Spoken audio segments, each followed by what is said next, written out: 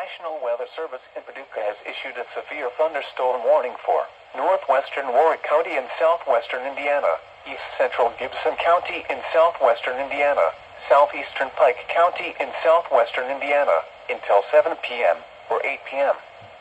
At 6:22 p.m. or 7:22 p.m., severe thunderstorms were located along a line extending from near Winslow to 8 miles southeast of Oakland City to near Linville, moving northeast at 60 miles per hour. Expected hazards include 60 miles per hour wind gusts and quarter-size hail.